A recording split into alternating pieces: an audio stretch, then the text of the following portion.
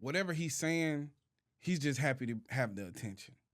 So it's like I'm gonna just say more outlandish shit because yeah, he's a comic as far as you want to call a comic.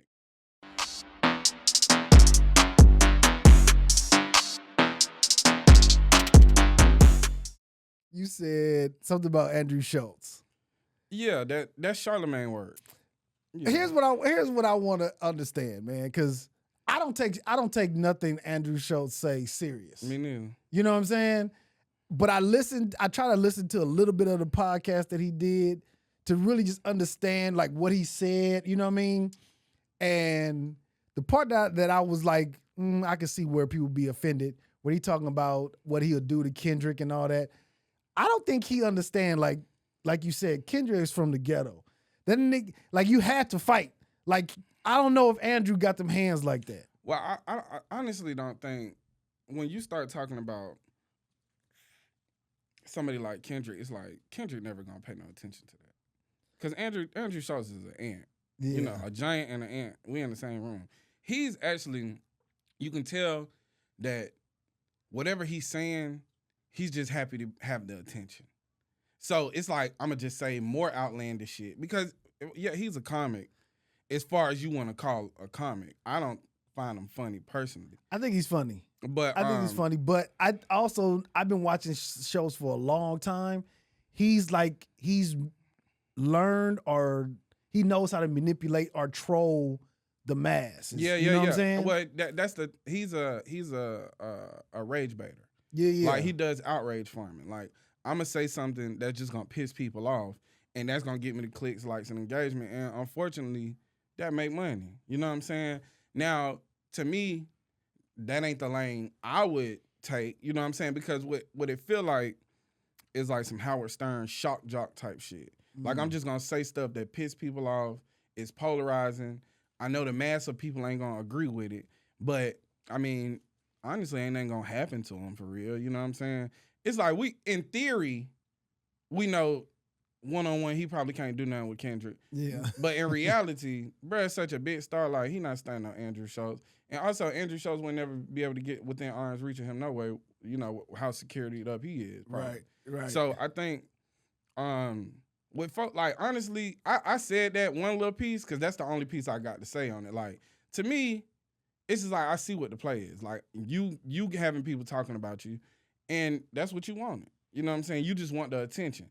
And it'll go away, and then he'll say something else crazy eventually, and they'll be talking about him again. But every time he in the headlines, it's for some bullshit. So it's like, all right, well. That's how he get his attention. You know what I mean? And that's how comics, and that's how he sell out his shows, to do comedy shows. Right. So but from a while ago, from just watching the podcast that him and Charlemagne used to do, he used to always get, he just always like a habitual line stepper. Like he likes to kind of cross that line. I think that there's a comfortability too that come with like, if I do cross the line with words and you beat my ass, well, you look like the bad person. Because that's also the part of like white privilege that he playing off of. It's like, if I piss a black person off to the point where, okay, it ain't gonna be a war of words, I'm gonna put my hands on you. All they do is reinforce negative stereotypes and it give him opportunity to turn himself into a victim. Because I started watching him during the pandemic when he used to do them videos on Instagram. He used to do like twist the twist, yeah. and I was like, okay, this is decent. Like some quick, funny jokes, but it's also like covering a multitude of topics. It was engaging, right? But I noticed like, okay, his podcast is called Flagrant too. You got to pay attention to words mean shit. Oh, they on here just to talk crazy. Like, that's the whole thing. Like, a flagrant 2 get you ejected out the game, right? So that's his whole platform is like, I'm just going to be flagrant as fuck, and that's how we going to get our reach, by just saying outlandish shit. Whether they believe it or not, you know what I'm saying? Because I'm pretty sure if one of them young niggas that be with Kendrick approach him, he going to cop a plea. Oh, yeah. But at the same time, what's the reality of that gonna happen? Nigga gonna probably file a lawsuit, try to sue a nigga, get a nigga locked up, some crazy shit like that. Yeah. So it's like, it ain't worth it. You know what I'm saying? Yeah. But it's just annoying because I know, because we come from a space where, as much as like, it reminds me of something that Nip said, like, you gotta let goofy niggas just be on goofy time. But we don't know how to let niggas just sit in that goofiness. We got to respond and make think pieces. And, you know, we actually make them niggas more popular. Yes. Instead of like, if we had the collective power to just ice somebody that clearly won our attention, we just put them on ice, like nobody say nothing. Everybody block them, something like that. Then it's going to be like, damn. Yes. That'll make you sit with what you got. Something that you said on your pod about parasites. How do you get rid of parasites? You got to starve them. You got to starve them. Yes. And that's honestly what these folks are. It's like his whole platform is just like, I'm here to siphon energy. I need the energy. I need the attention. But people don't get nothing in return for it.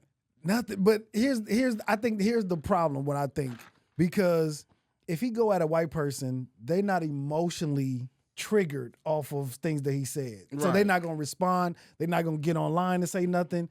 The only race of people I would say is black people. We so emotionally triggered that we'll get online, make think pieces, say F you, go at them, and all you doing is just helping his algorithm go up because now his name is everywhere. And I think, like you said, something Nip said, we got to start learning how to treat cancer or a different way I respond to negativity in a different way, so that way we don't help it, because that's how he started. I mean, that's not how he started selling out, but that's how he keep his name, you know what I mean? Relevant, right? Yes. Well, I think it's, for one, okay, it's a two-pronged issue, right? Black people are sensitive to outside, not even critique, just like anything, unnecessary, like warranted comments and conversation, especially when most time it's gonna be derogatory, right? Most times when somebody talking about black people, they trying to be funny or they saying something slick, disrespectful, or something that we gonna take as disrespectful because our experience in this country has always been being punched down on, right? So I understand the aspect of where you feel like you need to defend yourself. The issue that I have is that you're not seeing the play. Mm-hmm. Are you really even defending yourself? Because if we have like a certain cultural identity and we know who we are, we don't have we don't really have a need to respond to everything. But I think that also you have an issue where you got big black creators with bigger platforms that will see the opportunity to make content around that because it is engaging. So it's a popular conversation. Let me put my hat in the ring, and this gonna make me money too. So it's all like he's putting out content for people to make angry responses and put him in the algorithm, and bigger creators are taking advantage of that so they can get in the algorithm and get engagement as well. So it's like, in theory, we should be ignoring it. In reality, people gonna do whatever they gotta do to make some money. Right. But I think this is my problem with black folks, right? Because even the dude Michael Rubin, he was saying something that was like, hey, he's looking to help. And black people was like, nigga, we don't need you speaking on how to help us. I'm just like, what do black folks want, man?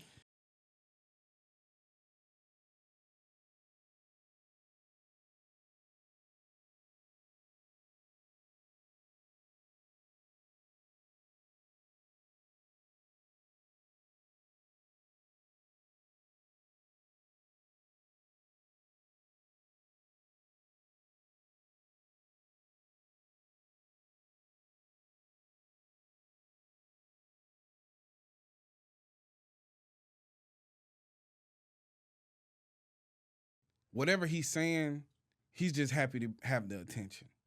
So it's like, I'm going to just say more outlandish shit. Because, yeah, he's a comic as far as you want to call a comic.